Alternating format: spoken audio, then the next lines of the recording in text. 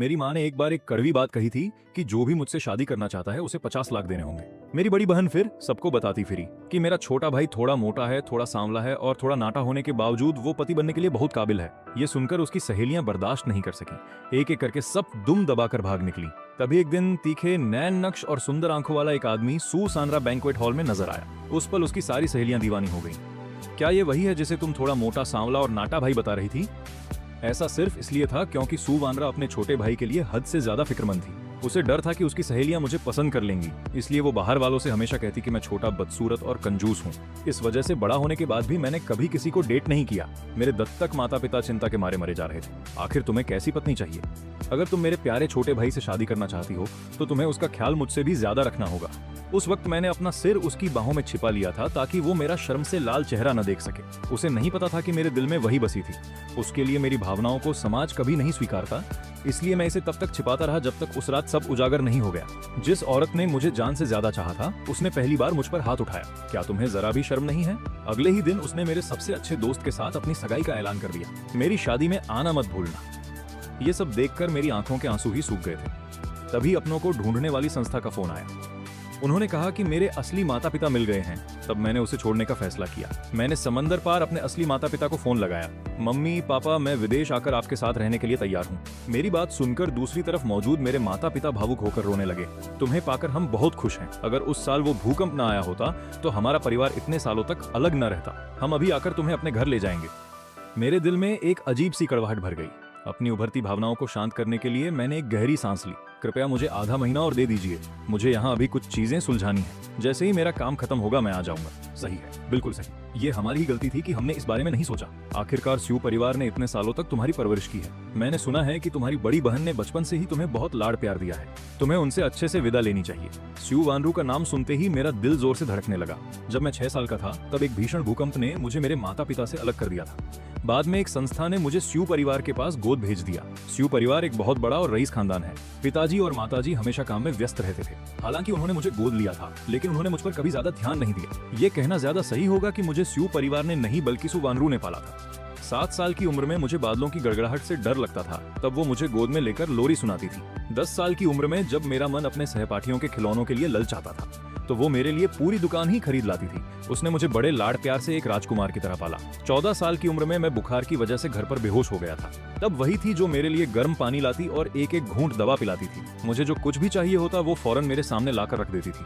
हर कोई उसे चिढ़ाता था कि वो अपने छोटे भाई के लिए पागल है, पर कोई नहीं जानता था कि उन अनगिनत रातों में जब हमने एक दूसरे का सहारा लिया मुझे सू वानरू से प्यार हो गया था। लेकिन मेरी कभी हिम्मत नहीं हुई कि मैं इजहार कर सकूं। मैं बस अपनी डायरी में अपने जज्बात लिखता या अपने भाई जैसे दोस्त सोंग जिनियन को बताता था। पर मैंने कभी सपने में भी नहीं सोचा था कि सोंग जिनियन ये सब सू वानरू को बता देगा। उस रात सू वानरू अचानक मेरे कमरे में आई। गुस्से में उसने वो डायरी ढूंढी और उसके चिथड़े कर दिए। उसने वो फटी हुई डायरी मुझ पर फेंकी और मेरे कुछ कहने से पहले ही दरवाजा पटक कर चली गई। उसके बाद वो हमेशा मुझसे बचती रही और मुझसे मिलना बंद कर दिया।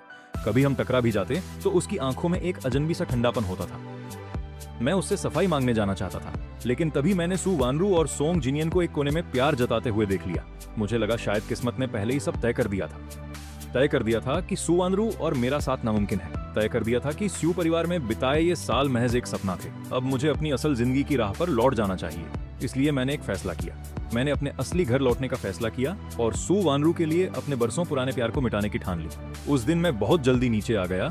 अपने दत्तक माता पिता को उत्साह से नाश्ते के लिए बुलाते देख मैं मुस्कुराकर उनके पास बैठ गया। तभी मैंने उन्हें बताया कि मुझे मेरे असली माता पिता मिल गए हैं और मैंने विदेश जाने का फैसला किया है। मैंने उन्हें समझाया कि ये एक अच्छी बात है। बेटा, मैं बहुत खुश हूँ कि तुम्हें अपना असली परिवार मिल गया। क्या तुमने इस बारे में अपनी बहन को बताया? मैं सन्न रह गया। मुझे सू वानरू को बताना ही होगा, पर उसका पूरा ध्यान तो अब सोंग जिनियन पर है। उसे बताने या न बताने से क्या फर्क पड़ेगा? तुम मुझसे क्या कहना चाहते हो? मैंने अचानक मुड़कर देखा कि वो दरवाजे पर खड़ी थी। कुछ नहीं, आप आ गई दीदी। ये संबोधन बरसों बाद सुनकर सू वानरू के कदम ठिठक गए। वो मुझे गौर से देखने लगी। न जाने कब से मैंने उसे दीदी कहना कब छोड़ दिया था।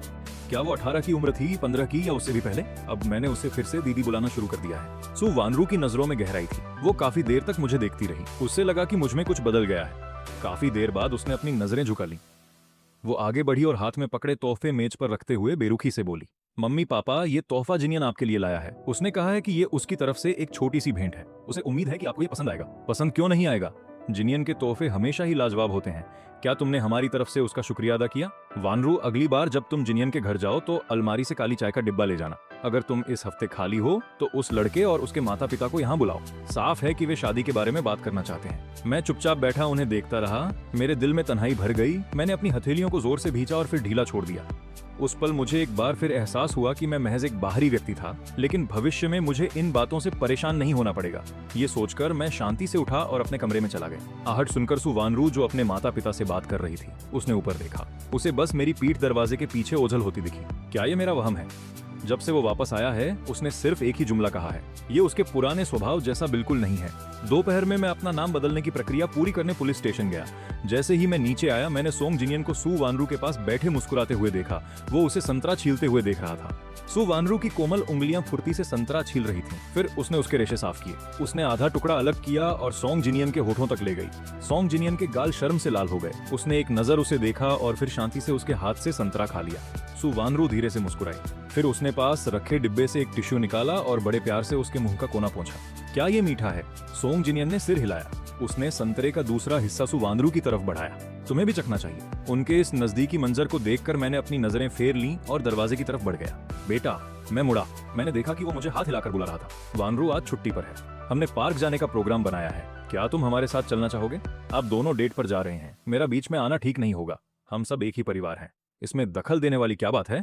मुझे कुछ काम है, शायद अगली बार। मेरा फिर से मना करना सुनकर सोंग जिनियन के चेहरे की मुस्कुराहट अचानक गायब हो गई। क्या तुम अभी भी मुझसे नाराज हो कि मैंने तुम्हारी बहन को छीन लिया? क्या इसलिए तुम हमारे साथ नहीं आना चाहते? मेरी बहन तुम्हें पसंद करती है। तुम इसे छीनना कैसे कह सकते हो? ये सुनकर सोंग जिनियन के कान लाल हो गए। सु वानरू धीरे से हंसी और उसकी बाहों में सिमट गई। अगर वो नहीं जाना चाहता तो रहने दो, उसे नजरअंदाज करो। सही भी है, मुझे नजरअंदाज करो। अब हम अपनी अपनी राह पर चलेंगे। मैंने शालीनता से उन्हें अलविदा कहा और वहां से चल दिया। कागजी कार्रवाई पूरी करने के बाद मैं पुलिस स्टेशन से सीधा रेसिंग क्लब गया। दफ्तर में एक पूरी दीवार हमारी जीती हुई ट्रॉफियों और रेस की तस्वीरों से भरी हुई थी। मैंने उसे देखा। मेरी आंखें जज्बात और एक अजीब सी बेबसी से भर गईं। मैंने कभी नहीं सोचा था कि विदाई इतनी अचानक होगी। मास्टर बाहर से अंदर आए और मेरे कंधे को थपथ पाया। 10 साल तक मेरा मार्गदर्शन करने वाले मास्टर को देखकर वो हिचकिचाहट जो मैंने दबा रखी थी फिर से मेरे गले तक आ गई। मैंने अपनी हथेली को भींचा और एक गहरी सांस ली। मास्टर, मैं जल्द ही विदेश जा रहा हूँ। मेरे सगे माता पिता ने मुझे ढूंढ लिया है। मैं उनके साथ विदेश में बसना चाहता हूँ। ये एक अच्छी बात है। तो क्या तुम विदेश जाने के बाद भी रेसिंग जारी रखोगे? रेसिंग हमेशा से मेरा सपना रहा है। मैं इसे इतनी आसानी से नहीं छोड़ूंगा। मैं भविष्य में इसे जारी रखूंगा। तो तुम अभी जा रहे हो। सबसे बड़ा नेशनल टूर्नामेंट शुरू होने वाला है। तुम्हारे पास इस बार चैंपियनशिप जीतने का बेहतरीन मौका है। मैंने इस बारे में अपने माता पिता से पहले ही बात कर ली है। यहाँ की चीजें संभालने के बाद मैं निकल जाऊंगा। अभी आधा महीना बचा है। इस टूर्नामेंट को खत्म करने के लिए इतना समय काफी है। तब जाकर मास्टर को राहत मिली। उन्होंने मेरा कंधा थपथ पाया। मैंने मास्टर से कुछ देर और बात की। काफी देर होने के बाद मैंने अपना बैग उठाया और घर के लिए निकल पड़ा। नतीजा ये हुआ कि जैसे ही मैंने दरवाजा खोला मैंने देखा कि सोंगिनी अभी भी यहीं था। ध्यान से सुनो। मुझे समझ आया कि वो शादी की बातों पर चर्चा कर रहे थे। वो सूट और शादी के जोड़ों के स्टाइल देखकर मेरा सिर चकरा रहा था। मैं सोच रहा था कि शाओ यू की राय ले लूं। आखिर हम इतने सालों से अच्छे भाई रहे हैं। वो मेरी पसंद को अच्छे से समझता है। जैसे ही उसने ये कहा मैं अंदर आ गया। शाओ यू, तुम्हारे होने वाले जीजाजी इस बात को लेकर काफी परेशान है। कैसा रहेगा अगर तुम अगले कुछ दिनों तक इनके साथ जाकर शादी का सामान चुन लो? मैंने देखा कि सोंगिनी की आंखों के कोने मुस्कुराहट से चमक उठे, लेकिन जैसे ही हमारी नजरें मिली वो मुस्कुराहट एक चुनौती में बदल गई। मैंने अपनी नजरें झुका लीं और थोड़ा सोचकर मना कर दिया। माफ करना, मैं खाली नहीं हूँ। क्लब में अभी काफी काम है। मेरे पास सिर्फ आधा महीना ही बचा है। जाने से पहले मुझे बहुत सी चीजें संभालनी है। मेरे पास सोंगिनी के साथ शॉपिंग पर जाने का समय नहीं है। पर जैसे ही ये शब्द मेरे मुंह से निकले वहां का माहौल एकदम बोझिल हो गया। तुम्हारा सबसे अच्छा दोस्त शादी करने जा रहा है। क्या तुम अपने काम को अलग नहीं रख सकते? ये तय हो गया है। मैं कल जाकर तुम्हारे लिए छुट्टी मांग लूंगी। अगर वो बड़े होने के नाते मुझ पर छुट्टी लेने का दबाव डाल रही थी तो भला मुझे मना करने का क्या हक था? ये सुनकर मेरे होठों पर एक कड़वी मुस्कान आ गई। मैंने फिर कुछ नहीं कहा। अगले कुछ दिनों तक मुझे सब कुछ छोड़कर पूरे मन से सोंगिनी के साथ शादी का सामान चुनने के लिए मजबूर होना पड़ा। मैंने पहले सोचा था कि उसे मॉल में बस कुछ चीजें चुननी है, लेकिन मुझे उम्मीद नहीं थी कि वो मुझे शहर के एक कोने से दूसरे कोने तक घसीटेगा। शादी के जोड़े जैसी बड़ी चीजें और शराब के गिलास जैसी छोटी चीजें सब कुछ मुझे ही तय करना था। जब भी मैं कहता कि वो सु ऑनरू से पूछ ले तो वो चिढ़कर कहता तुम्हारी बहन से क्यों पूछना, वो बहुत व्यस्त है। पैसे देने के अलावा उसे किसी चीज की समझ नहीं है। तुम ही हो जो मुझे सबसे अच्छी तरह समझते हो। पिछली बार जब मैंने उससे मेरे साथ शादी की अंगूठियां चुनने को कहा तो अंदाजा लगाओ उसने क्या किया। उसने सीधे अंगूठियों की पूरी अलमारी मेरे घर भेज दी और कहा कि जो पसंद हो चुन लो। वो मुझसे शिकायत कर रहा था पर उसकी आंखों में गर्व साफ झलक रहा था। मैं खामोशी से सुनता रहा और उसे वो प्रतिक्रिया नहीं दी जिसकी उसे उम्मीद थी। सोंगिनी कुछ और कहने ही वाला था कि तभी उसकी नजर दरवाजे पर खड़ी औरत पर पड़ी। ओनरू, तुम यहाँ क्या कर रही हो? मैंने ऊपर देखा तो वो भागकर सु ओनरू की बाहों में चला गया।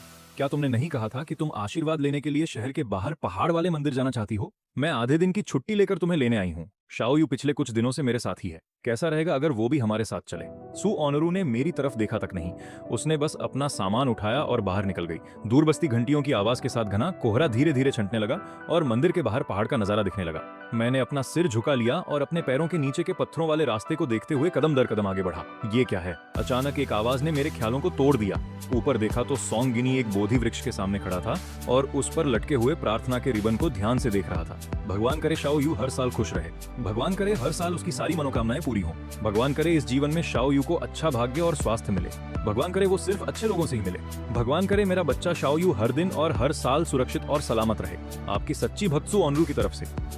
मैंने फिर से उन प्रार्थना के रिबन को देखा। मेरा दिल थोड़ा कांप उठा और मेरी यादें कहीं दूर भटकने लगी। उस बड़े भूकंप की वजह से मेरा स्वास्थ्य कभी ठीक नहीं रहा।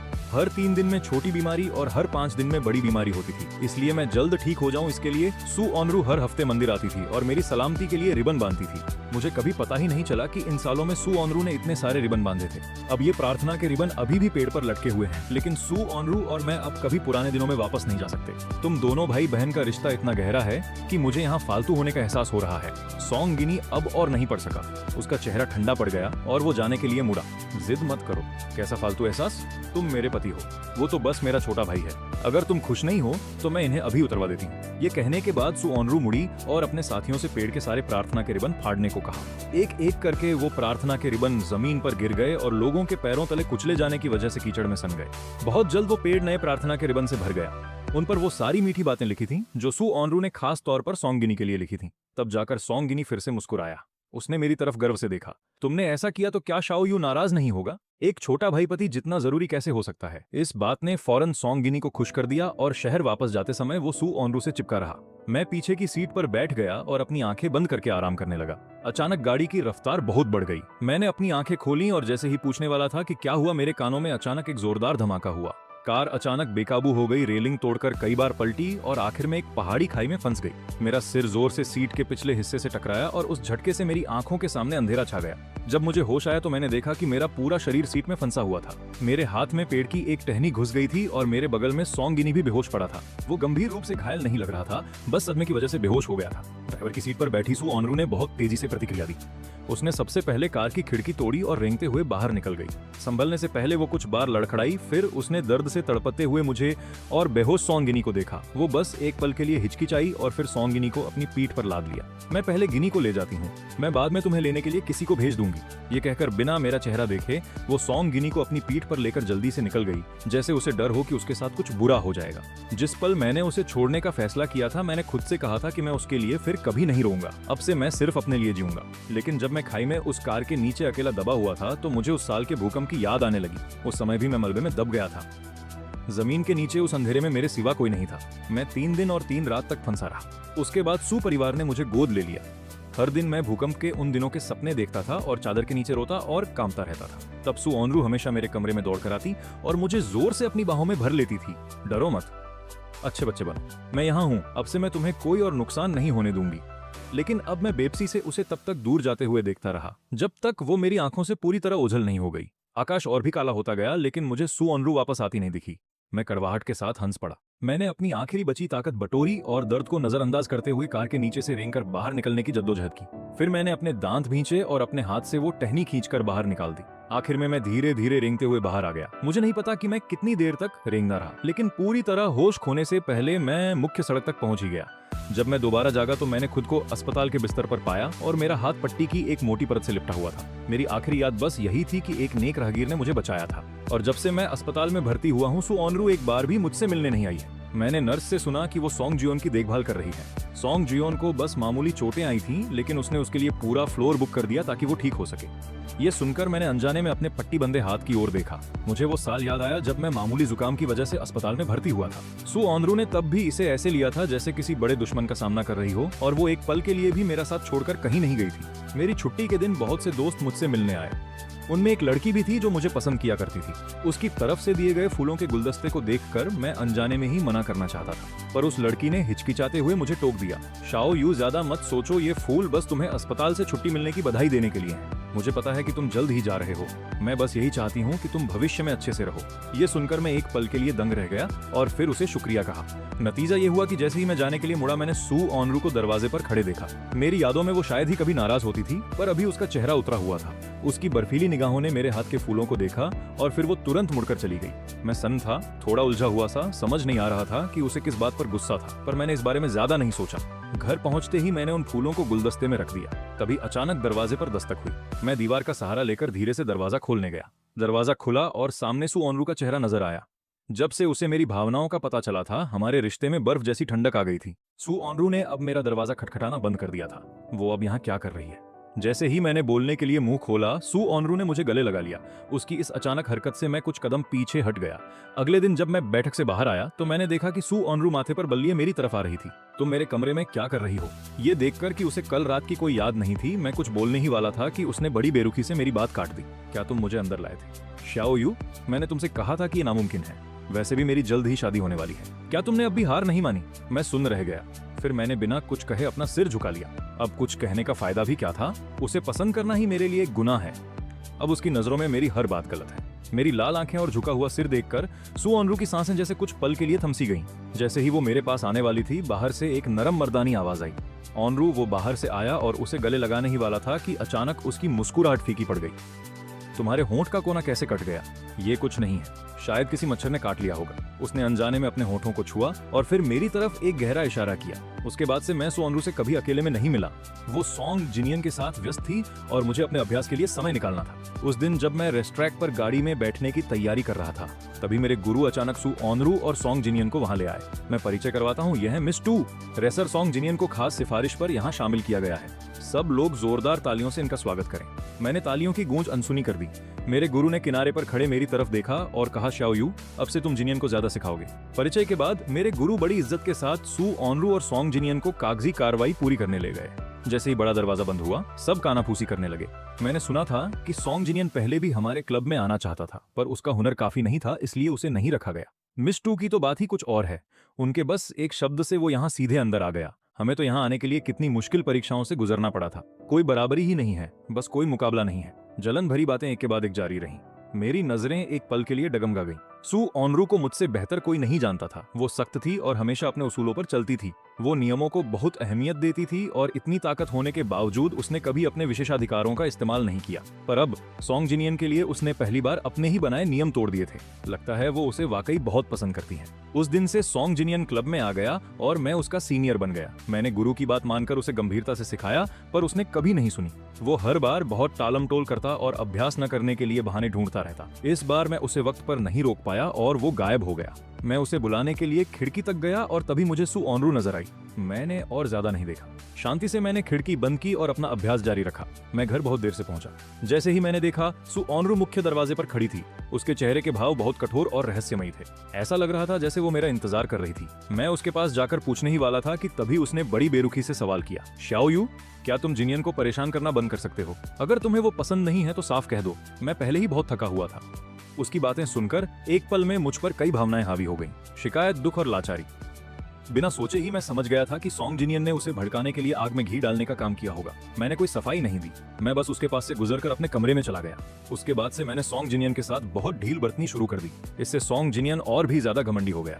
वो हर रोज बस हाजिरी लगाने के लिए क्लब आता और फिर चला जाता। दूसरे लोग गुस्से में थे और उससे बात करना चाहते थे, पर मैंने सिर हिलाकर उन्हें रोक दिया। ये सॉन्ग जिनियन की जिंदगी है। अगर वो परीक्षा में फेल हो गया तो उसे खुद ही जाना पड़ेगा। ये उसकी जिंदगी है, उसे खुद इसकी जिम्मेदारी उठानी होगी। वैसे भी अब मेरे पास उसे सिखाने का समय नहीं है। मुझे लगा कि बात यहीं खत्म हो गई, पर मुझे अंदाजा नहीं था कि सू वानरू अचानक मेरे पास आएगी और मुझसे कहेगी कि मैं इस प्रतियोगिता में अपनी जगह सॉन्ग जिनियन को दे दूं। पहले तो मुझे समझ ही नहीं आया कि क्या कहूं। जब उसने दोबारा पूछा कि क्या मैं तैयार हूं, तब मैंने अपना सिर उठाकर उसकी तरफ देखा। मेरी आंखों में एक ठंडा गुस्सा साफ झलक रहा था। तुम मुझसे कह रही हो कि मैं अपनी प्रतियोगिता की जगह उसे दे दूं। मैंने अपनी भावनाओं को काबू करने की कोशिश की, पर फिर भी मेरी आवाज की थरथराहट छिप न सकी।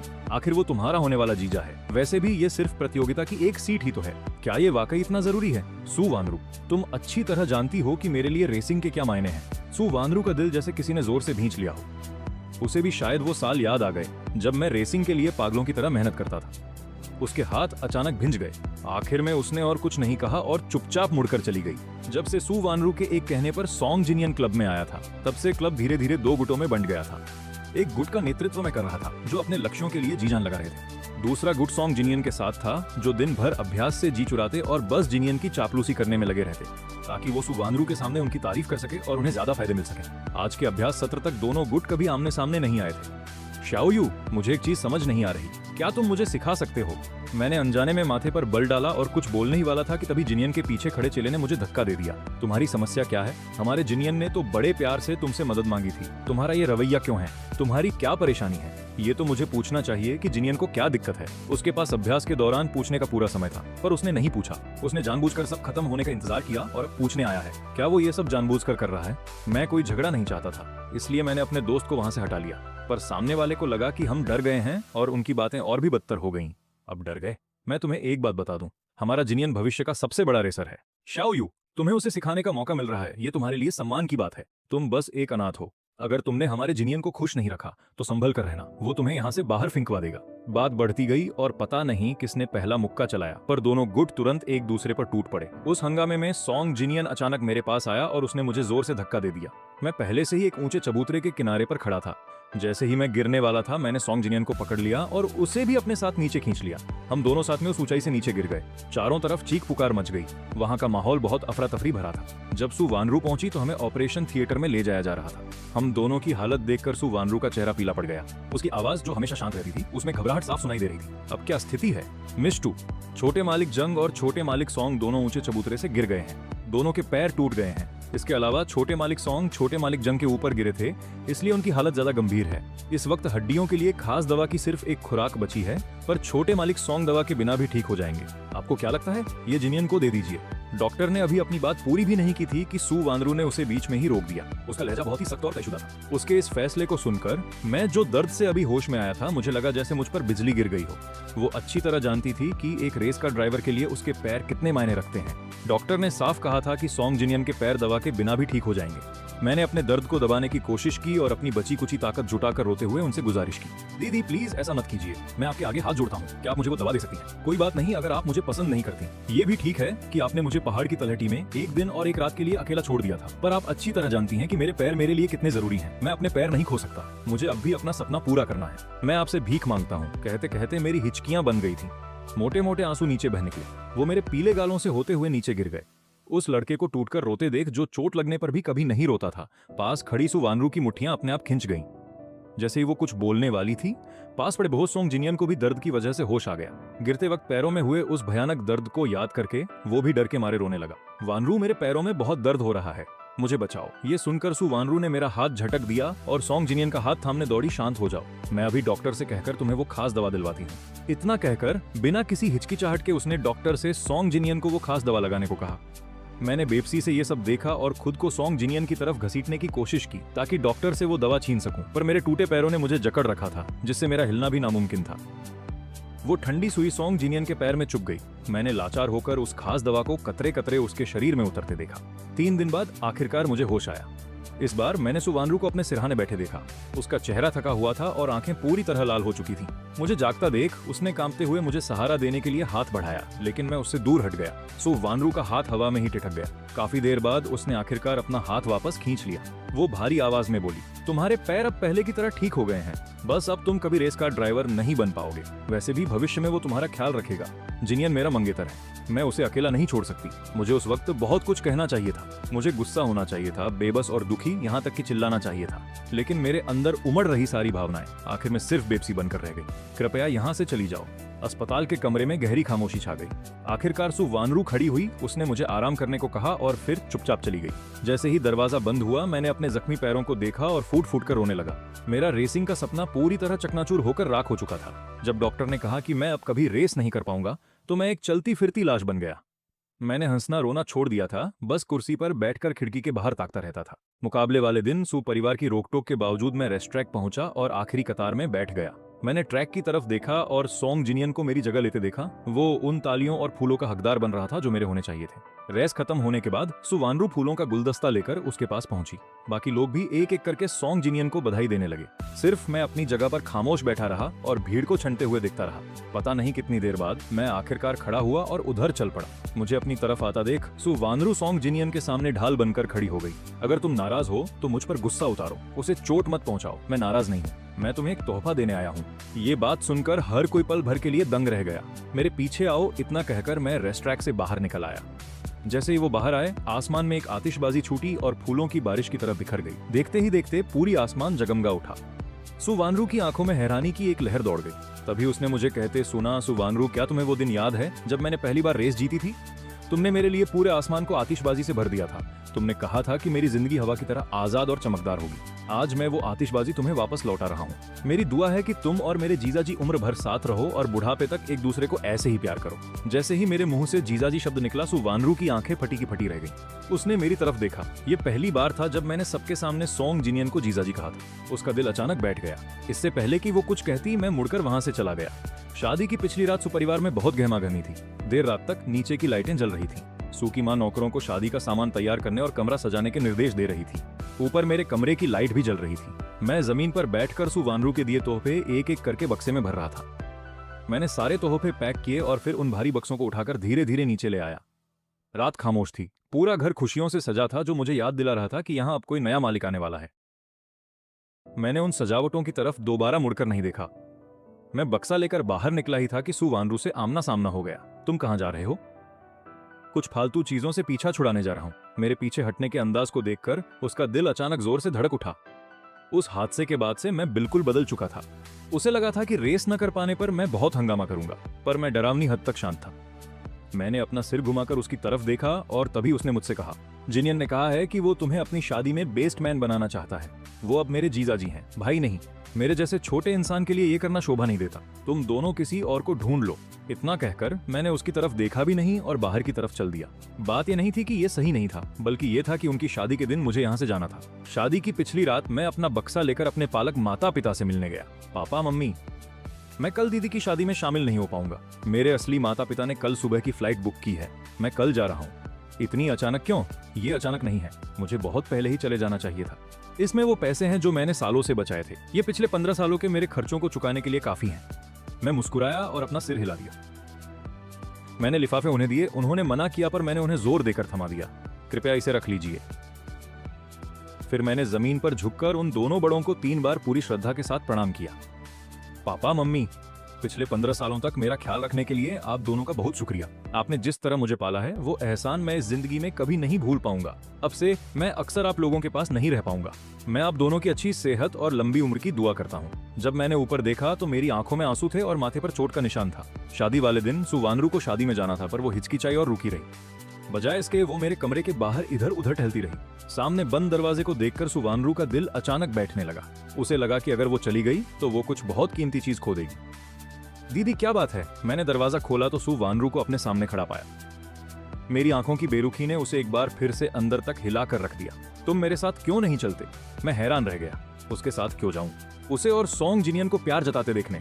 मैंने अपनी कलाई घड़ी देखी। मेरे पास वक्त नहीं है। कुछ काम निपटा कर मैं सीधा शादी में पहुंच जाऊंगा। तभी मम्मी ने नीचे से आवाज दी, वानरू जल्दी करो, शुभ मुहूर्त निकला जा रहा है।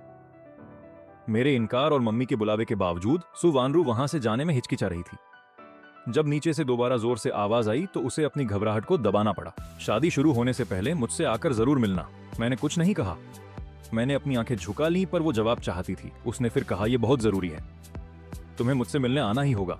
ये देखकर कि वो बिना जवाब लिए नहीं जाएगी, मुझे झूठ बोलकर सिर हिलाना पड़ा। ठीक है, समझ गया। इन शब्दों ने आखिरकार सुवानरू को थोड़ा सुकून दिया। तभी उसने दरवाजे से हाथ हटाया और जाने के लिए नीचे मुड़ी। मैंने उसे नीचे जाकर शादी की गाड़ी में बैठते हुए देखा। फिर पटाखों के शोर के साथ शादी का वो काफिला धीरे धीरे वहां से रवाना हो गया। वो मेरी नजरों से ओझल होने तक छोटा और छोटा होता गया। सुवानरू, तुम्हें शादी बहुत मुबारक। अलविदा, अब हम कभी नहीं मिलेंगे। इतना कहकर मैं अपना सामान लेकर एयरपोर्ट की तरफ चल दिया। मेरे कदम अटल थे, मैंने एक बार भी पीछे मुड़कर नहीं देखा। दोनों परिवारों की ये शादी उस वक्त शहर की सबसे बड़ी खबर थी। अनगिनत लोग सुबह सवेरे ही बाहर निकल आए और उस सड़क के दोनों तरफ खड़े हो गए जहां से शादी की गाड़ियां गुजरनी थीं। वे इस इंतजार में थे कि स्यू परिवार सड़क के किनारे शादी की मिठाइयां फेंकेगा। दुआओं का सिलसिला थम ही नहीं रहा था, लेकिन शादी की गाड़ी में बैठी सु वानरू को न जाने क्यों खुशी महसूस नहीं हो रही थी। उसे आज सुबह मेरे कमरे के बाहर खड़े होना और वो तेज धड़कने याद आ रही थी। उसका दिल फिर से घबराने लगा। उसे बार बार लग रहा था जैसे उसने कुछ खो दिया है, क्योंकि स्यू परिवार का सोंग परिवार से बड़ा था, इसलिए सु वानरू खुद इस बारात के लिए आई थी। स्यू परिवार को पुरानी परंपराओं की कोई परवाह नहीं थी। वे बस दुनिया को दिखाना चाहते थे कि सु वानरू का सोंग जिनियन से शादी करना सोंग परिवार के लिए किसी वरदान से कम नहीं था। उनकी बेटी एक मामूली घर में शादी कर रही थी, न कि किसी ऊंचे खानदान के साथ रिश्ते के लिए। सोंग परिवार ने भी हर जगह लालटेन और सजावट की थी और हर तरफ रंगीन रेशमी कपड़े लटकाए थे। सोंग जिनियन और उसके दोस्त बालकनी पर खड़े बेसब्री से इंतजार कर रहे थे कि स्यू परिवार की बारात कब आएगी। आखिरकार सुबह के 11 बज गए। स्यू परिवार का काफिला धीरे धीरे नजर आने लगा। उत्साहित भीड़ सोंग जिनियन के पास भागी। वे आ गए, मिस सु आ गई हैं। शोर शराबे और धूम धड़ाके के बाद सु वानरू आखिरकार अपना गुलदस्ता लेकर दूसरी मंजिल पर सोंग जिनियन के कमरे में पहुंची। सु वानरू को अपने सामने दुल्हन के लिबास में देखकर सोंग जिनियन अपनी खुशी रोक नहीं पाया। वो आखिरकार सु वानरू से शादी करने वाला था। कुछ हंसी मजाक के बाद सु वानरू और सोंग जिनियन तय योजना के मुताबिक होटल जाने के लिए गाड़ी में बैठ गए। रास्ते में सोंग जिनियन पूरे समय सु वानरू को ही निहारता रहा। उसे नहीं पता था कि ये उसका वहम है या कुछ और, पर उसे लग रहा था कि विदाई के वक्त से ही सु वानरू का ध्यान कहीं और था। उसने हाथ बढ़ाकर उसकी पोशाक को धीरे से खींचा। वानरू, क्या बात है? क्या तुम कुछ सोच रही हो? तुम बहुत खुश नहीं लग रही हो। कल रात शादी के बारे में सोचकर मैं इतनी बेचैन थी कि पूरी रात सो नहीं सकी। तब जाकर सोंग जिनियन ने सोचना बंद किया। उसने बड़े प्यार से उसके कंधे पर अपना हाथ रखा। शादी की गाड़ी होटल के सामने रुकी। वे दोनों आराम करने के लिए लाउंज में चले गए। कुछ देर बात करने के बाद सु वानरू आखिरकार उठी और बाहर चली गई। आज सुबह मुझसे कई बातें याद करके उसने फौरन बटलर को बुलाया। उसने बटलर से मुझे लाने को कहा। मेरे आने से पहले उसका दिल अचानक घबराने लगा। वो मुझे बताना चाहती थी कि अब से सोंग जिनियन मेरा जीजा होगा। मेरे दिल में जो भी हो, मुझे उसे सोंग जिनियन के सामने जाहिर नहीं करना चाहिए। सोंग जिनियन के स्यू परिवार के घर में आने के बाद भी मैं वहीं रह सकता था। मुझे घर छोड़कर जाने की जरूरत नहीं होगी। उसके दिल में मैं अब भी उसका छोटा भाई था। उसने बहुत सारी बातें सोच रखी थीं और ये भी कि मिलने पर बात कैसे शुरू करेगी। लेकिन जब उसने बटलर को अकेला देखा तो उसकी सारी बातें डर में बदल गईं। शाओ यू कहाँ है? बटलर ने मुंह खोला, पर उसे समझ नहीं आ रहा था कि बात कैसे शुरू करे। जब सु वानरू ने उसे मुझे ढूंढने भेजा था तो उसका सामना ऊपर जा रहे मिस्टर और मिसेस यू से हो गया।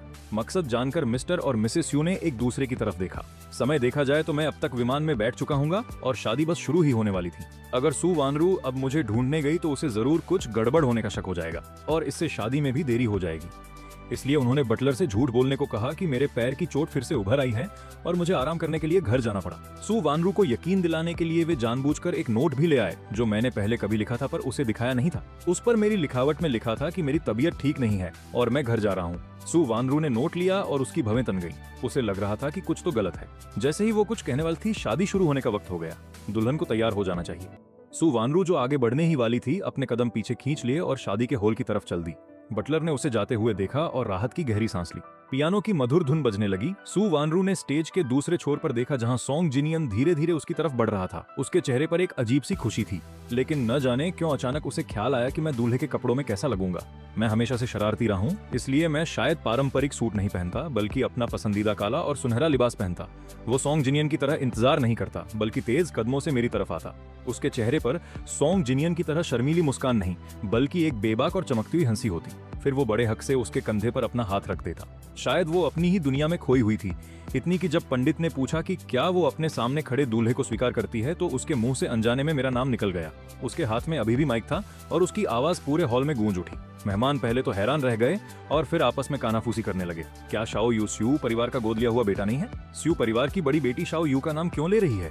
दोनों परिवारों के माता पिता पहली कतार में बैठे थे और उनके चेहरे सख्त हो गए थे। मिस्टर और मिसेस यू ने उसे देखा, वे और भी घबरा गए थे। उनकी बेटी इतने अहम मौके पर ऐसा तमाशा कैसे कर सकती थी? सोंग परिवार के माता पिता के चेहरे गुस्से से काले पड़ गए और उन्होंने स्यू परिवार से जवाब मांगा। स्टेज पर सु वानरू के मुंह से मेरा नाम सुनकर सोंग जिनियन का चेहरा पीला पड़ गया। उसने अपनी पतलून को कसकर पकड़ लिया और उसकी आवाज कांपने लगी। वानरू, तुम ये क्या कह रही हो? उसने बेताबी से सु वानरू का हाथ पकड़ना चाहा। बस एक आखिरी कदम बाकी था और वे पति पत्नी बन जाते। उसने शाओ यू का नाम क्यों लिया? अगर पहले की बात होती तो सु वानरू जरूर इस बात को संभाल लेती और सब ठीक कर देती, पर अब वो बस स्टेज के नीचे खड़े मेहमानों को देख रही थी। कुछ अजनबी थे, कुछ पहचाने हुए, पर वो जिस चेहरे को ढूंढ रही थी वो वहां नहीं था। अगले ही पल सबकी पुकार को अनसुना करते हुए वो स्टेज से उतरी और बाहर की तरफ भागी। अनगिनत लोग उसका नाम पुकार रहे थे, कुछ गुस्से में थे, कुछ दुखी और कुछ बेबस, पर उसने पीछे मुड़कर नहीं देखा और शादी के हॉल से बाहर निकल गई। सोंग जिनियन ने उसके पीछे भागना चाहा, पर अचानक उसकी आंखों के आगे अंधेरा छा गया और वो सीधे जमीन पर गिर पड़ा। वहां पूरी तरह से भगदड़ मच गई। सु वानरू गाड़ी में बैठी जोर से एक्सीलेटर दबाया और सीधे स्यू परिव के घर की तरफ गाड़ी दौड़ाई। आज सुबह मेरी आंखों में वो मंजर बटलर का दिया वो पुराना नोट और उसकी आंखों में छिपा पछतावा याद करके उसके दिल में एक बहुत बुरा ख्याल आया। गाड़ी स्यू परिवार के दरवाजे के ठीक सामने रुकी। गाड़ी ठीक से पार्क करने से पहले ही वो विला के अंदर की तरफ भाग रही थी। उसने कुछ ही छलांगों में 2 मंजिलों की सीढ़ियां पार कर ली। वो तेजी से मेरे कमरे के दरवाजे की तरफ बढ़ी और उसे जोर से धक्का देकर खोल दिया। अंदर कोई नहीं था, यहाँ तक कि मेरा सारा सामान भी गायब था। सु वानरू का चेहरा पथरा गया। उसने पास से गुजर रही एक नौकरानी को पकड़ लिया। मेरा भाई कहाँ है? छोटे मालिक आज सुबह सवेरे ही अपना सूटकेस लेकर चले गए। नौकरानी उसे देखकर सहम गई थी। सु वानरू के दिल में वो बुरा अंदेशा और भी गहरा हो गया। उसने नौकरानी को धक्का दिया और नीचे की तरफ भागी। तभी उसका सामना घर लौट रहे गुस्से से भरे मिस्टर और मिसेस स्यू से हुआ। रुक जाओ। सु वानरू ने वहां से निकलने की कोशिश की, पर अचानक उसका पैर फिसल गया और वो सीढ़ियों से नीचे गिर गई। ये देखकर मिस्टर स्यू ने अपनी आंखें मूंद लीं और वे लगभग बेहोशी हो गए। आज के दिन को एक खुशी का दिन होना था। किसने सोचा था कि ऐसा कोई तमाशा खड़ा हो जाएगा? स्यू परिवार सु वानरू को लेकर इमरजेंसी रूम भागा, जहां डॉक्टर ने बताया कि वो 1 महीने की गर्भवती है। जब सोंग परिवार को ये खबर मिली तो वे खुशी खुशी सु वानरू के कमरे के बाहर जमा हो गए। उन्हें लगा था कि ये शादी पूरी तरह टूट चुकी है, पर अचानक हालात ने एक नया मोड़ ले लिया। सु वानरू के पेट में सोंग परिवार का वारिस था, तो अब वो शायद भविष्य में कभी भी भाग नहीं पाएगी। उन सब में सबसे ज्यादा खुश सोंग जिनियन था। उसने कभी नहीं सोचा था कि ऊपर वाला उस पर इतना मेहरबान होगा। ऐसे अहम मौके पर उसने उसे एक औलाद दी। जब सु वानरू की आंख खुली तो उसने सबको अपने आसपास इस तरह देखा जैसे उसे किसी खास हिफाजत की जरूरत हो। वानरू, तुम मां बनने वाली हो। तुम अब कोई भी खतरा मोल नहीं ले सकती। अब जब तुम जाग गई हो तो जल्दी से जिनियन से माफी मांगो। तुम शादी के बीच से भाग गई थी, जिसकी वजह से हर कोई जिनियन के बारे में बुरा भला कह रहा है। सु वानरू वहां जाने के लिए कैसे तैयार होती? वो मुझे ढूंढना चाहती थी। वो जानना चाहती थी कि मैं कहां चला गया हूं। सु वानरू मुझे ढूंढने के इरादे से अस्पताल के बिस्तर से उठने लगी, पर मिस्टर स्यू ने उसे जाने का मौका नहीं दिया। उन्होंने हाथ के इशारे से नौकरों को उसे रोकने के लिए कहा, लेकिन उसने उन्हें मौका नहीं दिया, जिससे मिस्टर स्यू इतने गुस्से में आए कि वे डगमगा गए। बागी औलाद, तुम आखिर करना क्या चाहती हो? तुम पहले से ही गर्भवती हो। तुम ऐसे हर जगह कैसे भाग सकती हो? शाओ यू आखिर कहां गया है? उसकी आंखें लाल थीं और उसकी आवाज में एक गुजारिश थी। दाई की कही बातें याद करके सु वानरू के दिल की धड़कन तेज होती गई। तुम इन सब चीजों के बारे में क्यों पूछ रही हो? तुम्हारे लिए अभी सबसे जरूरी यह है कि मेरे साथ चलो और सोंग परिवार से माफी मांगो। सु वानरू ने देखा कि पिताजी बात नहीं मान रहे, इसलिए उसने उनसे बचकर निकलने की कोशिश की, पर उन्होंने उसे पकड़ने का हुक्म दे दिया। कुछ लोगों ने उसे जबरदस्ती सोंग जिनियन के सामने ला खड़ा किया। क्या तुम नहीं जानती कि आज कौन सा दिन है? तुम बीच में ही भाग गई। सोंग और स्यू परिवार अब दुनिया को क्या मुंह दिखाएंगे? सु वानरू, अगर तुम मेरे बेटे से शादी नहीं करना चाहती थी तो पहले ही कह देती। तुमने इसी वक्त मेरे परिवार को जलील क्यों किया? तुम क्या चाहती हो कि मेरा बेटा इसके बाद कैसे जिए? सु वानरू ने अपनी मुठ्ठियां भींच लीं। उसने अपने होंठ भींच लिए और कुछ नहीं बोली। इसी पल अस्पताल के कमरे का दरवाजा अंदर से खुला। सोंग गिनी का चेहरा पीला था और आंखें कसकर बंद थीं। मां ने उस पर ध्यान नहीं दिया और बेटे का हाल जानने उसके पीछे भागी। तुम शाओ यू को ढूंढने क्यों भागी? बेटी की अजीब हरकतों को याद करते हुए उसके मन में एक नामुमकिन ख्याल आया। सु वानरू ने मुट्ठियां भींच लीं। उसके पास कहने को शब्द नहीं थे। वो क्या कहती? पहले वो चाहती थी कि मैं उसे अपना जीजा मान लूं, इसलिए वो मुझे ढूंढ रही थी। पर जब उसे पता चला कि मैं जा चुका हूं तो उसका दिल घबराहट से भर गया। वो मुझे ढूंढना चाहती थी, पर ढूंढ कर भी क्या होता? अचानक उसके मन में मेरी कई तस्वीरें उभर आईं। खुश, दुखी, बेहाल और यहाँ तक कि आज सुबह का मेरा शांत चेहरा भी।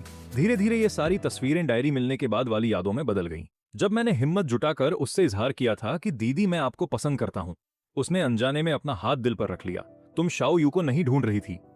क्या तुम्हें उसे पसंद करने का एहसास हुआ? वो तजुर्बेकार था और बेटी को देख सब समझ गया। पहले की बात होती तो सु वानरू मना कर देती, पर आज शादी और घर पर मुझे न पाकर वो घबरा गई थी और फौरन मुझे ढूंढना चाहती थी। वो भावना जो उसने बरसों से दबा रखी थी वो फिर से जाग उठी और बढ़ने लगी। वो तुम्हारा भाई है, तुम ऐसा कैसे सोच सकती हो? जो शब्द उसने कभी कहे थे वही 3 साल बाद उसकी मां ने दोहराए। उसका दिल भर आया। आज उसे समझ आया कि उन शब्दों ने कितना नुकसान किया था। वो राज जिसे कभी जुबान पर नहीं लाया गया। तुम उसे कितना भी पसंद करो, अब कोई फायदा नहीं। शाओ यू अपने सगे माता पिता के पास विदेश चला गया है। वो अब कभी नहीं आएगा। शाओ यू को उसके सगे माता पिता मिल गए। तुमने मुझे बताया क्यों नहीं? इसे मुझसे क्यों छिपाया? तुमने ये क्या किया? क्या तुम्हें नहीं पता? सु वानरू का चेहरा पीला पड़ गया।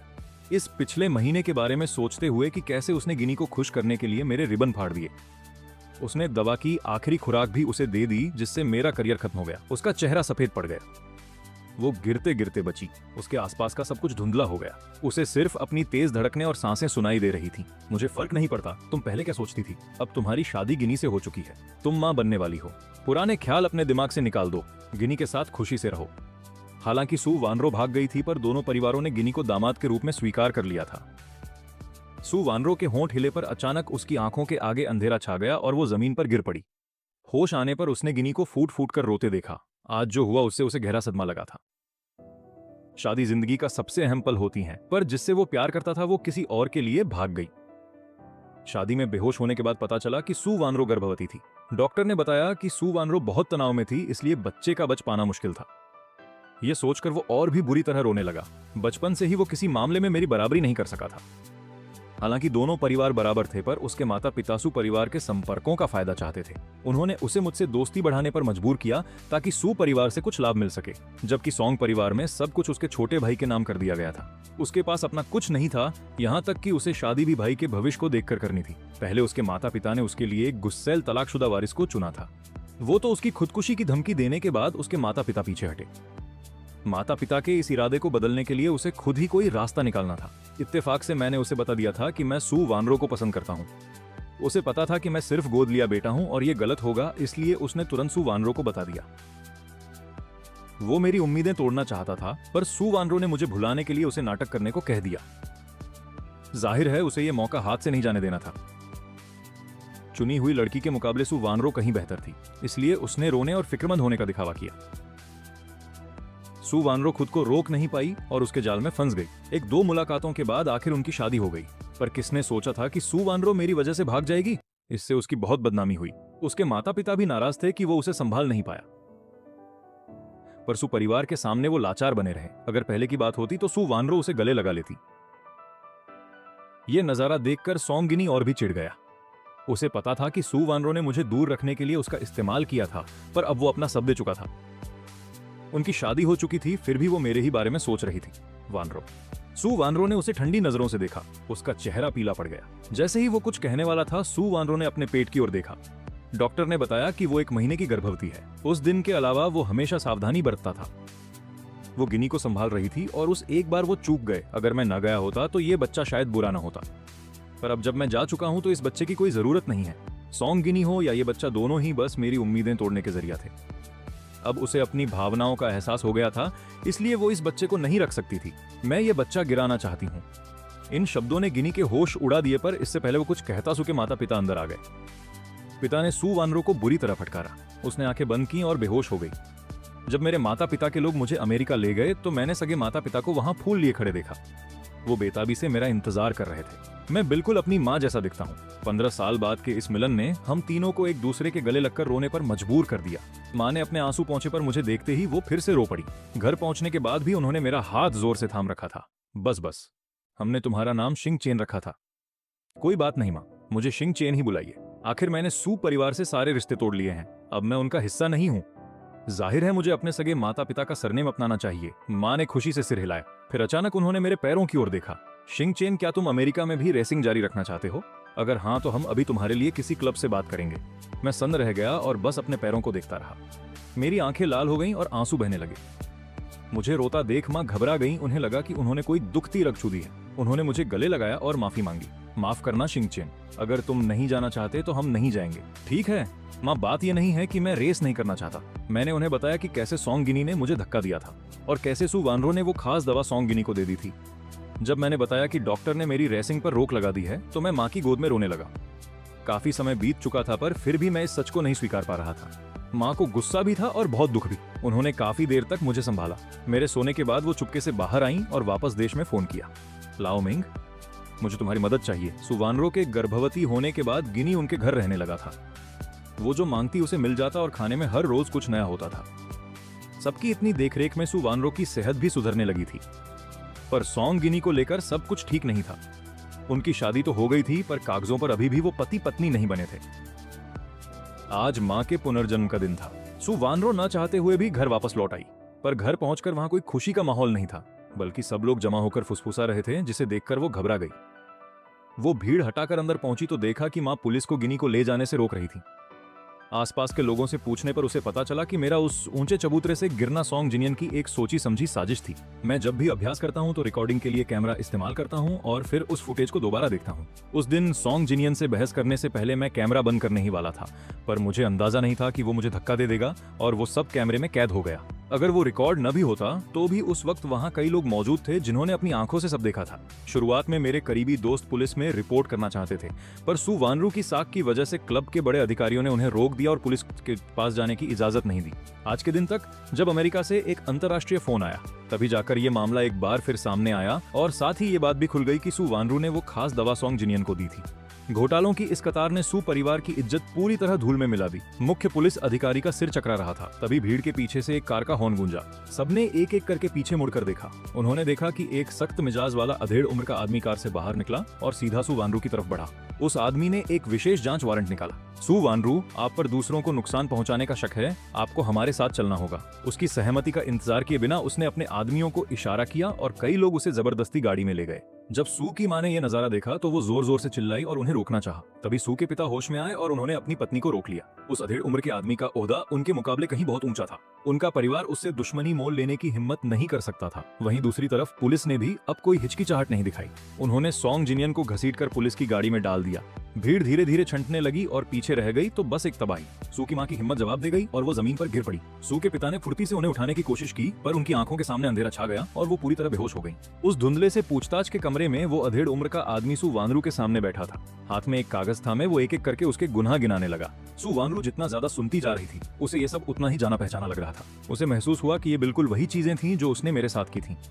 मैंने एक बार अपनी माँ से अपने असली माता पिता की पहचान के बारे में पूछा था, पर वो बहुत डरी हुई लग रही थी और बात को टाल गई। जब उस आदमी ने बताया कि उसने सॉन्ग जिनियन को वो दवा दी थी और राजदूत के बेटे यानी सीओयू के बेटे को नुकसान पहुंचाया जिससे वो कभी रेस नहीं कर पाएगा, तब उसे यकीन हो गया कि वो राजदूत का बेटा मैं ही था। वो व्याकुल होकर सामने वाले शख्स से इस सच की पुष्टि करना चाहती थी, पर पीछे खड़े आदमियों ने उसे जोर से दबाए रखा। उस आदमी ने उसकी तरफ एक ठंडी नजर डाली और उसकी सजा का ऐलान कर दिया। दूसरी तरफ सॉन्ग जिनियन की हालत सू वानरू से भी कहीं ज्यादा खराब थी।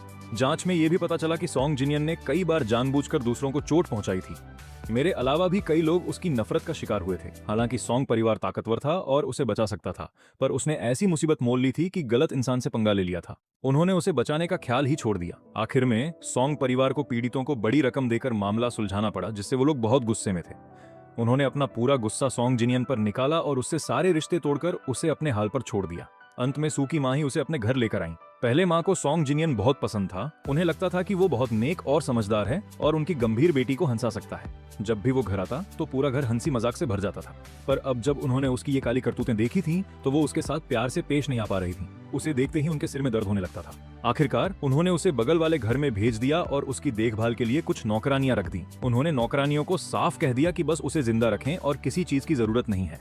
ये साफ था कि कुछ समय पहले तक जो सॉन्ग जिनियन सबकी आंखों का तारा था, वो बस एक रात में गहरी खाई में गिर गया और सबकी नजरों में विलेन बन गया। हर कोई उससे कन्नी काटने लगा। उसने एक बार बगावत करने की कोशिश की, पर सू की मां द्वारा भेजी गई नौकरानियों ने उसके गुस्से को पूरी तरह अनसुना कर दिया। मेरी सलाह है कि आप ये सब छोड़ दीजिए। अगर सू की बेटी के पेट में आपका बच्चा ना होता तो ये परिवार आपकी कोई परवाह नहीं करता। सॉन्ग जिनियन ने भी उस बच्चे के बारे में सोचा और तभी वो थोड़ा शांत हुआ। वैसे भी अब उसके पास कुछ नहीं बचा था और वो बच्चा ही उसका इकलौता सहारा था। उसे ये पक्का करना था कि वो बच्चा सही सलामत इस दुनिया में आ जाए। ये सोचते ही उसने हाथ पैर मारना बंद कर दिया। उसने चुपचाप अपना बचा हुआ दलिया खत्म कर लिया। इस बीच नीचे वाले कमरे में सू वानरू सुस्त पड़ी थी। उसका ओहदा छीने जाने के बाद पता नहीं था कि वो टीम में कब लौटेगी। वो बेजान सी फर्श पर बैठी थी। उसके पैर बेतरतीब फैले हुए थे और उसके हाथ ढीले पड़कर बगल में लटक रहे थे।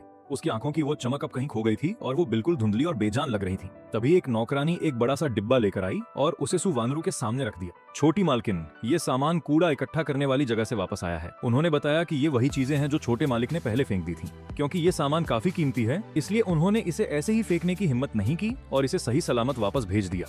ये सुनते ही कि ये सामान मैंने फेंका था, सू वानरू की बेजान आंखों में अचानक चमक आ गई। मेरे जाने के बाद मेरे कमरे की सारी चीजें फेंक दी गई थीं, यहाँ तक कि हमारी पुरानी पारिवारिक तस्वीर भी। उसने घर का कोना कोना छान मारा था, पर उसे मुझसे जुड़ी एक भी चीज नहीं मिली थी। उसने झट से उस डिब्बे को अपनी तरफ खींचा। शायद काफी समय से कोई हरकत न करने की वजह से उसके हाथों में ताकत नहीं थी और वो डिब्बा तुरंत फट गया। उसके अंदर का सारा सामान बाहर बिखर गया। सामान को साफ साफ देखकर उसकी आंखें फटी रह गईं। उसके अंदर वो सारे तोहफे थे जो उसने मुझे दिए थे। उसके हाथ में जो टेडी बियर था, वो मेरे सू परिवार में आने के पहले दिन का था। उसने ये मुझे स्वागत के तौर पर दिया था। उस वक्त मैं इतना डरा हुआ था कि रात भर सो नहीं नहीं सका था। वो सू वानरू ही थी जो टेडी बियर लेकर मेरे कमरे में आई थी और मुझे सोते समय कहानियां सुनाई थी। उसने तो ये भी कहा था कि ये टेडी बियर उसकी परछाई है और ये उसकी जगह मेरी हिफाजत करेगा। उसके बगल में रखे चमड़े के जूते भी सू वानरू ने ही दिए थे। वो मेरा पहला जन्मदिन का तोहफा था। उसने खास तौर पर मेरे लिए इन्हें विदेश से मंगवाया था। बाकी के डिब्बे हर साल मेरे जन्मदिन के थे, वही तोहफे जो उसने मुझे जन्मदिन पर दिए थे। मेरे जन्मदिन की रात के 12 बजते ही वो तैयार तोहफा मेरे कमरे के दरवाजे पर रख दिया करती थी। उसने एक भी साल ये सिलसिला नहीं तोड़ा। मेरे 18वें जन्मदिन तक, जब उसे मेरी भावनाओं वाली वो डायरी मिली, उसके बाद उसने मुझे कभी कोई तोहफा नहीं दिया। सू वानरू ने एक एक करके हर चीज को देखा। उसकी आंखों का दर्द और भी गहरा होता जा रहा था। मैंने इन सभी तोहफों को बहुत संभाल कर रखा था। अगर उन पर वक्त के थोड़े पीले निशान न होते तो कोई भी उन्हें नया ही समझता। उसने कांपते हाथों से एक एक करके उन तोहफों को छुआ। तभी अचानक उसे कुछ और नजर आया। तोहफों के उस ढेर के बिल्कुल नीचे से उसने एक डायरी निकाली। उस पर लगी टेप के अनगिनत टुकड़ों को देखकर वो सब समझ गई। ये मेरी वही डायरी थी जिसे उसने फाड़कर टुकड़े टुकड़े कर दिया था। वो लड़का जो उसे दीदी कहता था, अचानक उसे उसके पूरे नाम से बुलाने लगा था। उसे लगा कि शायद मैं अब बड़ा हो गया हूँ और मेरे अपने कुछ राज हैं, इसलिए उसने इस पर ज्यादा ध्यान नहीं दिया। पर जब सॉन्ग जिनियन ने उसे चुपके से रोककर मेरी भावनाओं के बारे में बताया, तब उसे एहसास हुआ कि मैं उसे कब से पसंद करता था। उस वक्त वो पहले तो सन्न रह गई और फिर वो हैरानी अचानक डर में बदल गई। मैंने अपनी जिंदगी की सबसे निजी बातें भी सॉन्ग जिनियन को बता दी थी और सॉन्ग जिनियन कभी कोई बात छिपाकर नहीं रख पाता था। उसे डर था कि अगर किसी दिन उसने ये राज खोल दिया तो न सिर्फ हम दोनों बल्कि पूरे सू परिवार की बहुत बदनामी होगी। इसलिए वो मेरी इन भावनाओं को जड़ से ही खत्म करना चाहती थी। उसे खुद भी याद नहीं था कि वो कब मेरे कमरे में घुस आई और कैसे उसने मेरी डायरी के चिथड़े उड़ा दिए। जब उसे होश आया तो उसने मेरा आंसुओं से भरा और बुरी तरह टूटा हुआ चेहरा देखा। उस पल वो वाकई बहुत घबरा गई थी, पर डायरी की बातों को याद करके उसकी घबराहट गुस्से में बदल गई। जब से तुम सू परिवार में आए हो, मैंने तुम्हें हमेशा अपना छोटा भाई ही माना है। तुम मेरे बारे में ऐसे विचार कैसे रख सकते हो? अगर तुम अभी भी सू परिवार में रहना चाहते हो तो इन ख्यालों को अपने दिमाग से निकाल दो, वरना ये शहर भर में एक बड़ा स्कैंडल बन जाएगा और सू परिवार की इज्जत मिट्टी में मिल जाएगी। उसका हाथ उस फटी हुई डायरी को सहला रहा था। वो अंदाजा लगा सकती थी कि उसके जाने के बाद मैं कितना टूट गया हूंगा और कितना रोया हूंगा, और फिर रो रो कर थक जाने के बाद कैसे मैंने नफरत के सहारे उस डायरी के एक एक टुकड़े को फिर से जोड़ा होगा। शायद उस गहरे दर्द की वजह से डायरी पर आज भी सूखे आंसुओं के कई निशान मौजूद थे। आंसुओं की वजह से स्याही फैल गई थी और कई शब्द अब साफ नजर नहीं आ रहे थे, पर फिर भी कोई भी उसके लिए मेरे उस गहरे प्यार को महसूस कर सकता था। यही वजह थी कि मैं बाद में भी हार मानने को तैयार नहीं था और बार बार उसे बचाने की कोशिश करता रहा, पर वो कभी राजी नहीं हो सकती थी। सू के माता पिता की नाराजगी ही मुझे एक बार फिर बहुत दुख पहुंचाती, इसलिए मेरे दिल से अपनी यादें मिटाने के लिए उसने किसी और के साथ नाटक करने का फैसला किया। जब सॉन्ग जिनियन को उसके इस विचार के बारे में पता चला तो उसने खुद ही आगे बढ़कर हाथ बढ़ाया। उसने सॉन्ग जिनियन के टूटते हुए शरीर को देखा और उसके मन में हमदर्दी जाग उठी, पर उसे बाद में पता चला कि ये सब तो सॉन्ग जिनियन की एक बड़ी चाल का हिस्सा था। उसके बाद जो कुछ भी हुआ वो बहुत स्वाभाविक था। वो और सॉन्ग जिनियन एक दूसरे के करीब आते गए और मेरी आंखों में उसके लिए जो प्यार था वो दिन ब दिन फीका पड़ता गया। जब वो पहली बार सॉन्ग जिनियन की वजह से रात भर घर नहीं आई, जब उसने उसका हाथ थामकर सगाई और फिर शादी का ऐलान किया, तब मेरी आंखों से वो प्यार हमेशा के लिए गायब हो गया। अब वहां सिर्फ एक ठंडक और दूरियां बची थीं। जब मेरा दिल पूरी तरह मर चुका था तब उसके लिए मेरे मन में बस यही एहसास बचा था। उस वक्त वो वाकई बहुत खुश थी कि आखिर मैं उसे अब प्यार नहीं करता, पर अब उसे एहसास हुआ कि ये देर से जागा हुआ प्यार कितना दर्दनाक है। ये बहुत तकलीफदेह था। पूरे कमरे में एक गहरा सन्नाटा और उदासी फैल गई। उसने उस डायरी को अपने सीने से लगा लिया और फूट फूट कर रोने लगी। जिनचांग हवाई अड्डा। आधे साल बाद मैंने एक बार फिर इस जमीन पर कदम रखा। जब मैं पहले अमेरिका गया था तो मुझे लगा था कि मैं कभी वापस नहीं आऊंगा, पर मुझे अंदाजा नहीं था कि महज 6 महीने बाद ही मैं वतन वापस लौट आऊंगा। इस बार मैं अपनी माँ की तरफ से उनके गुरु के जन्मदिन के जश्न में शामिल होने आया था।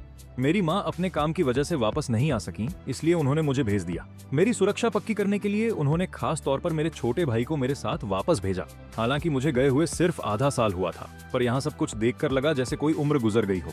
मेरे पास बैठा जिनचांग यहाँ की चीजें देखकर बार बार हैरान हो रहा था। वो बचपन से ही अमेरिका में रहा था। वो पहली बार देश वापस आया था। हमारे आने से पहले माँ ने यहाँ अपनी एक सहेली को फोन करके हमारा ख्याल रखने को कहा था, इसलिए एयरपोर्ट से निकलकर हम किसी होटल नहीं गए, बल्कि हमें लेने गाड़ी आई और हम सीधे गूफ परिवार के घर चले गए। गूफ परिवार जुनचांग के दक्षिणी हिस्से में रहता था। ये इलाका रईस और नामी परिवारों से घिरा हुआ था और गूफ परिवार के घर से थोड़ी ही दूर मेरी माँ के गुरु का घर था, जहाँ मैं पहले रहा करता था। उन जानी पहचानी गलियों को देखकर मैं खोसा गया। मैं इस रास्ते से अनगिनत बार गुजरा था। 6 साल की उम्र में जब सू परिवार मुझे घर ले गया तब भी यही रास्ता था। 15 साल की उम्र में जब मैं देर तक प्रैक्टिस करता था और सू वानरू मुझे लेने आती थी तब भी यही रास्ता था। सू वानरू की शादी वाले दिन मैंने उसकी विदाई वाली गाड़ी को भी इसी सड़क पर जाते देखा था और आखिर में जब मैं अपना बैग लेकर निकला तब भी इसी रास्ते से एयरपोर्ट गया था। मैं यादों में खोया ही था कि अचानक मेरी आंखों के सामने एक बड़ा सा हाथ लहराया। तब जाकर मेरी तंद्रा टूटी। तुम ऐसे कहाँ खो गए हो? कुछ नहीं, बस ऐसे ही। गाड़ी गूफ परिवार के अहाते में जाकर रुक गई। जैसे ही हम उतरे, मिसेज गूफ बड़ी गर्मजोशी से हमारा स्वागत करने बाहर आई। हमने जल्दी से अपने लाए तोहफे उनकी नौकरानी को दिए। कुछ औपचारिक बातों के बाद वो हमें हमारे कमरों की तरफ ले गईं। तुम दोनों के कमरे पहली मंजिल पर ही हैं। कांच का दरवाजा खोलते ही तुम्हें पीछे के सुंदर बगीचे का नजारा दिखेगा। सामान रखने के बाद हमने कुछ देर और मिसेज गूफ से बातें की। उसके बाद हम तोहफे लेकर फेंग परिवार के घर माँ के गुरु से मिलने चल दिए। जाने से पहले हमने मिसेज गूफ से कह दिया कि वो हमारे लिए रात का खाना न रखें। मिसेज गूफ ने हामी भर दी। उन्होंने हमें संभल कर जाने को कहा और विदा किया। गूफ परिवार से फेंग परिवार का घर ज्यादा दूर नहीं था, पर जिनचांग से चुप नहीं रह गया। वो बार बार जुनचांग की कहानियां सुनाने की जिद करने लगा। हालांकि मैं 15 साल यहाँ रहा था, पर मैं सिर्फ क्लब और सु परिवार के घर के बीच ही आता जाता था।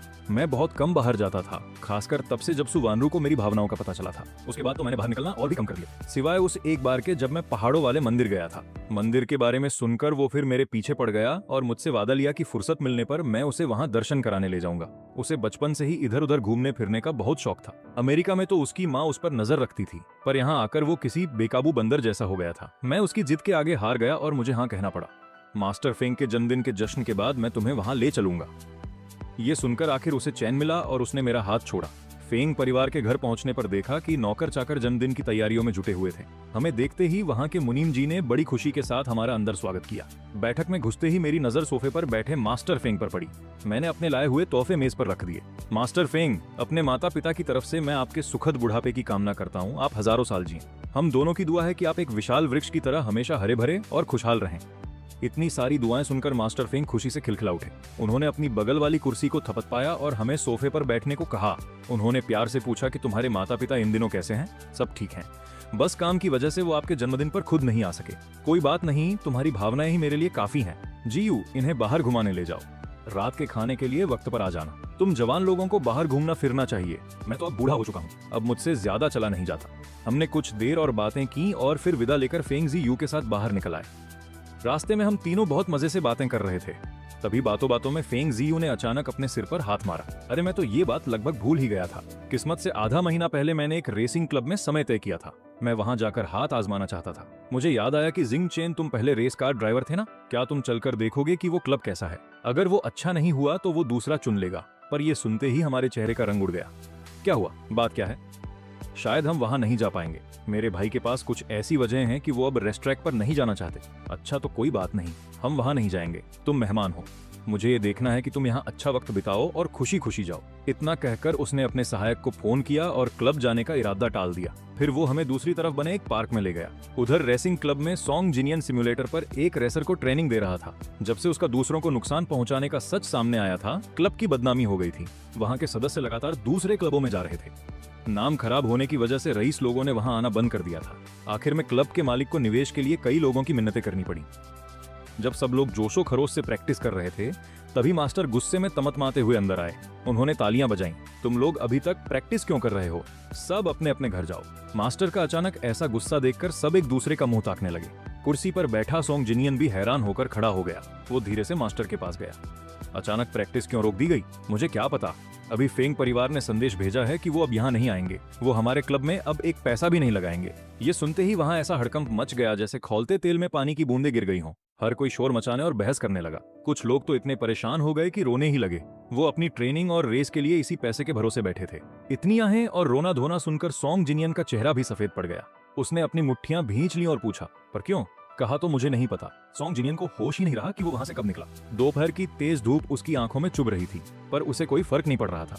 वो सुध बुध खोए घर पहुंचा और सु वानरू से टकरा गया जो बाहर जा रही थी। उसने बेसाख्ता पूछा, तुम कहाँ जा रही हो? तुम्हें इससे क्या? सु वानरू ने उसकी तरफ ध्यान भी नहीं दिया। उसे बाहर जाना था क्योंकि उसकी माँ को मास्टर फेंग के जन्मदिन का न्योता मिला था। शुरुआत में उसे इसमें कोई दिलचस्पी नहीं थी, पर उसने सुना कि अम्बेसडर जिया सन भी वहां आने वाले हैं। उस दिन के हादसे के बाद हर कोई जान चुका था कि वो अम्बेसडर कोई और नहीं बल्कि मैं था। सिर्फ ये सोचकर कि वो मुझे फिर से देख पाएगी, उसे और किसी चीज की परवाह नहीं रही। उसने चुपके से फेंग परिवार के घर पहुंचने की तैयारी की ताकि मुझसे मिल सके। ये मेरी बात क्यों नहीं है? मैं तुम्हारा पति हूँ। हमारी शादी का अभी पंजीकरण नहीं हुआ है। शादी की रस्में भी पूरी नहीं हुई थी। तुम मेरे पति नहीं हो। इतना कहकर उसने उसकी तरफ दोबारा नहीं देखा और सीधे आगे बढ़ गई।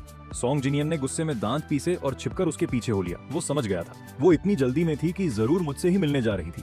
फेंग जियू हमें काफी देर बाहर घुमाता रहा और हम खुशी खुशी वापस लौटे।